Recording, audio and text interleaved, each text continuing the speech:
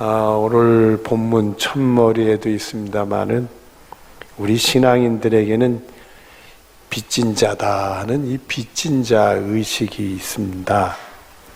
요한일서 4장 9절에 보면 하나님의 사랑이 우리에게 이렇게 나타난 바 되었으니 하나님이 자기의 독생자를 세상에 보내심은 그로 말미암아 우리를 살리려 하심이라. 하나님의 사랑이 나타났는데 우리를 구원하시려고 독생자를 세상에 보내주시고 그 독생자의 희생으로 말미암아 죽을 수밖에 없는 죄인들을 살려주셨습니다.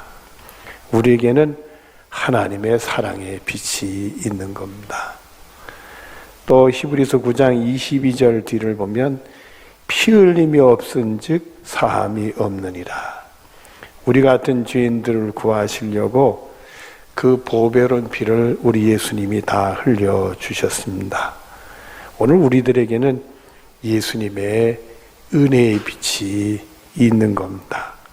우리는 세상에 이런 빛, 재물의 빛 같은 건 없지만은 하나님의 사랑과 예수님의 은혜의 빛이 우리들에게 있는 것입니다. 오늘 본문 12절 말씀을 보면은 그러므로 형제들아 우리가 빚진 자로서 육신에게 져서 육신대로 살 것이 아니니라. 하나님 사랑과 또 예수님의 십자가 은혜를 생각하면서 육신에게 져서 육신대로 살아서는 안 된다. 이 말씀을 주십니다. 로마서 8장 7절 앞에 보면 육신의 생각은 하나님과 원수가 되나니 하나님과 원수가 되는 대로 거기에 져서 거기에 살면 안 되는 거죠. 갈라디아서 5장 19절부터 21절 앞에 보면 이렇게 말씀을 하십니다. 육신의 일은 분명하니 곧 음행과 더러운 것과 호색과 우상 숭배와 주술과 원수 맺는 것과 분쟁과 시기와 분냉과 당짓는 것과 분열함과 이단과 투기와 술취함과 방탕함과 또한 그와 같은 것들이다. 우리가 여기 나오는 표현들이 다 우리 것은 아닐 겁니다. 그러나 우리 나름대로 살다 보면 육신에 져서 육신대로 살면서 이런 부분들이 우리 속에 있습니다. 그래서 우리들은 이런 길은 가서는 안 될 길이고 또 가다가도 속히 돌아서야 될 일인 줄로 믿습니다. 본문 13절을 보도록 하겠습니다. 너희가 육신대로 살면 반드시 죽을 것이로되 육신의 생각은 사망이니까요. 육신대로 살면 반드시 하나님의 진노의 벌로 죽을 것이로되 영으로서 몸의 행실을 죽이면 살리니 성령의 도우심으로써 이 육신의 행실들을 죽이면 살 수가 있다. 이 말씀을 주셨습니다. 그래서 갈라디아 5장 24절에 보면 그리스도 예수의 사람들은 육체와 함께 그 정욕과 탐심을 십자가에 못 박았느니라. 그래서 우리들은 이 육체와 함께 육신대로 생각하고 육신대로 행하는 육신의 소욕대로 움직이는 이 육체, 그러니까 그 중에 정욕과 탐심을 십자가의 못을 박아야 됩니다. 그리고 오히려 베드로전서 1장 15절에 보면 오직 너희를 부르신 거룩한 이처럼 너희도 모든 행실에 거룩한 자가 되라. 하나님이 거룩한 것처럼 우리도 구별된 삶을 살아야 된다. 거룩한 자가 되라 하는 말씀을 주셨습니다. 그래서 예배 4장 22절부터 24절에 보면 너희는 유혹의 욕심을 따라 썩어져가는 구속을 따르는 옛사람을 벗어버리고 오직 너희의 심령이 새롭게 되어 하나님을 따라 의와 진리의 거룩함으로 지으심을 받은 새 사람을 입으라. 그래서 우리가 이 유혹의 욕심을 따라 썩어져가는 구습의 그 옛사람은 벗어버리고 우리 심령이 새롭게 돼서 하나님을 따라서 하나님이 어떤 걸 의롭다 하는 고길, 또 하나님 보시기에 이게 진리다 하는 고길, 그런 구별된 삶으로 살아가는 지으심을 입은 새 사람이 되어져야 된다, 이렇게 말씀을 하십니다. 그러니까 여러분들은 예수 안에서 다 새롭게 되기를 바랍니다. 그래서 우리는 육신에 져서 육신대로 살 것이 아니라 성령의 역사로 말미암아 육신적인 것은 다 십자가에 못 박고 하나님을 따라서 의와 진리의 거룩함을 입으신 새로 지으심을 새 사람이 되는 축복이 여러분의 것이 되어지기를 바랍니다. 본문 14절입니다. 무릇 하나님의 영으로 인도함을 받는 사람들은 곧 하나님의 뭐라? 그러니까 따님들은 너무 섭섭해하지 마십시오. 이는 아들이라는 용어는 그냥 우리가 다 하나님의 자녀가 된다는 걸 상징해서 주시는 말씀이다, 이렇게 생각하시면 됩니다. 참으로 우리 같은 죄인들을 죄 용서하시고 구원해 주신 것도 감사한데 하나님의 자녀로 삼아 주신다, 신분을 바꿔주시는 말씀을 주세요. 그런데 갈라디아 3장 26절에 보면 너희가 다 믿음으로 말미암아 예수 그리스도 안에서 하나님의 아들이 되었니, 이렇게 돼 있어요. 그러면 믿기만 하면 하나님의 자녀가 되는 거고, 뿐만 아니라 이 믿음으로써 또 하나님의 자녀가 되는 게 내가 하나님의 자녀가 되는 거로구나, 믿으면 또 그렇게 된다 이거예요. 믿으면 되는데, 근데 하나님의 자녀가 됐다면 나 같은 게 이렇게 자신이 없을 때 또 그걸 믿으면 그렇게 된다, 그 말씀이 여러분에 주어지게 되는 겁니다. 본문 15절에 보면은 너희는 다시 무소하는 종의 영을 받지 아니하고 양제의 영을 받았으므로 우리가 아빠 뭐라고 부르짖느니라, 아버지라 부르짖느니라. 이 양제의 영은 아들의 영 성령님을 가리켜요. 성령이 역사하면 자연스럽게 우리가 하나님이 내 아버지니까 아빠 아버지라 부를 수 있게 된다. 하나님 내 아버지요, 감동을 주면서 하나님을 아버지라 부를 수 있는 은혜를 주신다는 거예요. 또 여기 보면은 무소하는 종이다, 뭐 이런 얘기들이 나오는데 디모데후서 1장 7절 앞에 보면 하나님이 주신 것은 두려워하는 마음이 아니요, 이렇게 돼서요. 하나님이 주신 것은 두려워하는 게 아니래요. 또 요한일서 4장 18절 앞에 보면 사랑 안에서는 두려움이 없고 온전한 사랑이 두려움을 내쫓나니, 이렇게 말씀을 하셨어요. 하나님이 나를 사랑하고 하나님이 나를 자녀 삼아 주시고 자녀서 사랑한다, 이런 마음이 되면은 이 마음에 두려움도, 하나님을 향한 우리가 경외심이 있지만은 그런 경외심이 오는 무서운 것들, 이런 두려움도 없어지고, 또 나의 미래에 대해서도 하나님이 내 아버지니까 책임져 주실 줄로 믿으니까 두려움도 없어지고, 죽음 이후에도 다 두려움이 없어지는 그런 은혜가 있게 된다는 거예요. 그러니까 여러분들, 이게 하나님의 자녀가 되는 자들의 축복이요, 하나님의 자녀가 되는 사람들의 행복이 되는 겁니다. 본문 16절을 보면은 성령이 친히 우리의 영과 더불어 우리가 하나님의 자녀인 것을 뭐한다? 이 성령의 역사하니까 그런 일이 다 생기는 거예요. 자꾸 우리가 예수 믿으면 말씀을 통해서 우리가 하나님의 자녀가 된다니까, 너 하나님의 자녀야, 하나님은 내 아버지야, 그걸 우리 속에 자꾸 증거로 심어주는 거예요. 그래서 고린도후서 1장 22절 뒤를 보면 우리에게 인치시고 보증으로 우리 마음에 성령을 주셨나니, 그래서 우리를 예수 안에서 다 구원받고 하나님의 자녀된 것을 다 이렇게 도장을 찍어놓고 성령을 보내주셔서 바로 네가 그런 사람이야. 우리가 간혹 그런 질문을 던질 때가 있어요. 예수 믿으면 구원받아 하나님 나라 간다, 그 얘기를 많이 들으니까 내가 예수 믿으면 구원받아 하늘 나라 가겠구나, 이런 생각이 이제 지식으로 주입이 되지요. 그러나 다시 한번 내 믿음을 돌아다 보면 내가 예수를 제대로 믿나, 이렇게 믿음 생활해서 내가 구원받아 하늘나라 갈 수 있는가, 이런 자신감이 상실이 될 수 있어. 이 확신이 흔들릴 수가 있단 말이에요.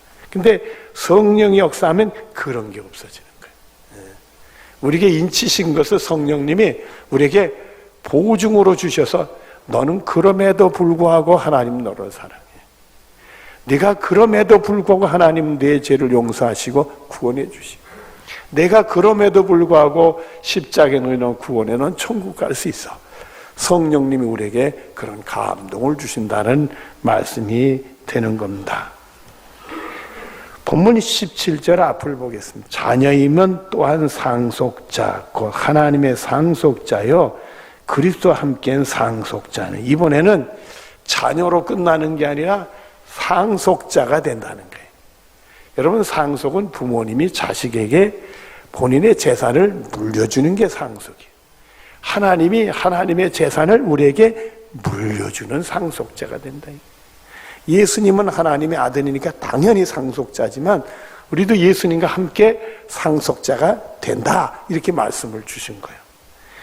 요한복음 1장 12절에 보면 영접하는 자 곧 그 이름을 믿는 자들에게는 하나님의 자녀가 되는 권세를 주셨으니, 그러니까 이거는 나는 하나님의 자녀가 되는 그 권세만 얘기하니까 자녀로서 얻는 상속, 하나님의 기업을 이어받을 수 있는 상속자의 권세까지 주신다는 게. 그러니까 우리들은 이게 뭐 죄인들 그 아들 희생해서 구원해 주신 것만도 과분하고 감사하고 우리는 그 사랑의 피까지 졌는데도 하나님 우리를 자신의 자녀라 삼아주시고 말이에요. 그걸로 끝나는 게 아니라 하나님의 그 모든 기업을 상속받을 수 있는 상속자라까지 삼아주신대. 세상에 이런 축복이 어디냐. 예수 믿는 게 이런 영광이 오는 것, 말할 수 없는 영광이에요. 그래서 갈라디아 3장 29절에 보면 너희가 그리스도의 것이면, 예수를 믿고 예수님 것이 되었다면 곧 아브라함의 자손이요 약속대로 유업을 이을 자니라. 그래서 우리들은 하나님이 아브라함에게 주신 약속은 다 누구의 약속으로 믿어요? 하나님이 아브라함에게 주신 믿음은 다 누구의 믿음으로 믿을 수 있어요? 우리의 믿음. 하나님이 아브라함과 그 후손들에게 준 축복이 오늘 우리들에게, 우리 후손들에게 축복으로 우리가 다 받을 수 있다, 이게. 뿐만 아니라 빌립보서 3장 21절에 보면 그는 만물을 자기에게 복종하게 하실 수 있는 자의 역사로 우리의 낮은 몸을 자기의 영광의 몸의 형체와 같이 변하게 하시리라. 이 다음에 우리가 구원받아 하나님 나라 가면 우리가 이렇게 변화가 일어나는데, 우리가 없어지는 게 아니라 새롭게 변화가 일어나는데, 어떤 모습으로 변화가 있느냐 하면 하나님의 아들 예수님의 영광의 형체와 같이 변화가 일어난다. 여러분들, 우리 예수님이 영광 받으신 거는 막연하게 그럴 거다 생각하는데 그 모습이 어떨까 한번 생각하고 우리가 그와 같이 변화가 일어난다. 우리 같은 죄인들을 구원하시기 위해서 하나님의 그 명령에 복종을 해서 죽기까지 복종해서 십자가에 희생당하신 하나님의 아들이 하늘나라 가면 어떤 영광을 받으시겠어요? 그 영광의 모습처럼 우리가 변화가 일어난다.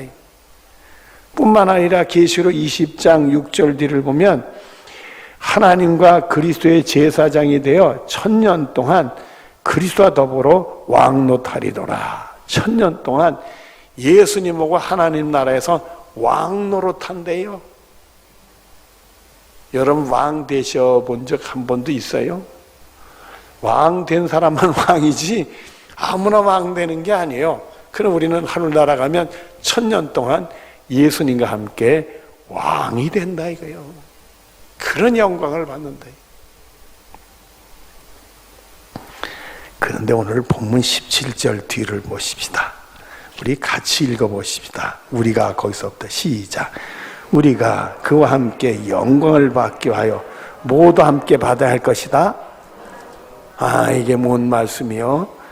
영광을 받기 위해서 모두 함께 받는데요, 고난도 함께 받는데, 고난도 함께 받는데. 요한복음 15장 20절에 보면은 사람들이 나를 박해하였은즉 너희도 박해할 것이요. 여러분에게 물어볼게요. 예수님 당시에 유대인들이 예수님을 박해했는데 박해를 하고 싶어서 했을까요? 몰라서 했을까요? 몰라서 했지. 몰라서. 예수님이 하나님의 아들인 걸 알면 할 수가 없지. 제대로 모르고 무지해서 예수님을 박해했지.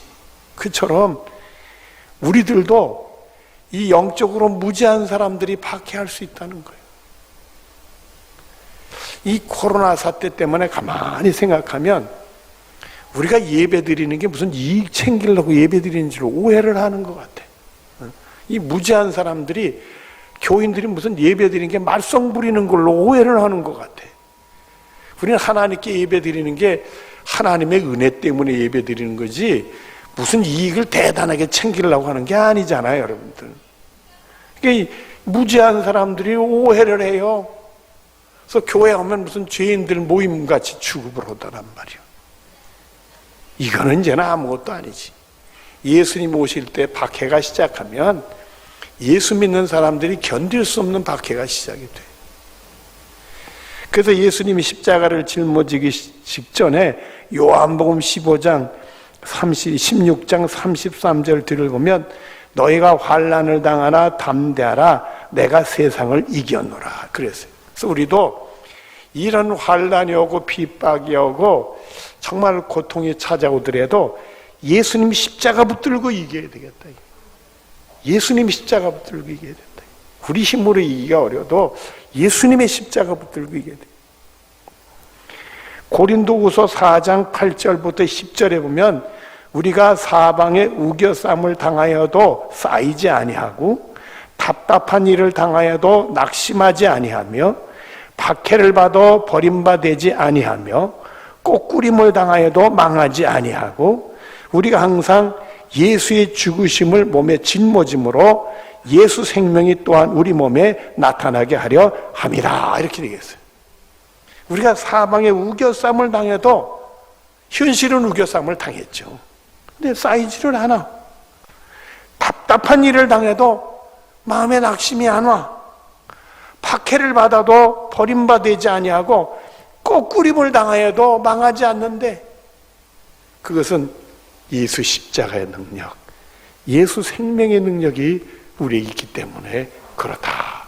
이 말씀을 주신 거예요. 그래서 고린도전서 4장 20절에 보면 하나님 나라는 우리를 구원하는 하나님 나라는 말에 있지 아니하고 오직 능력에 있습니다.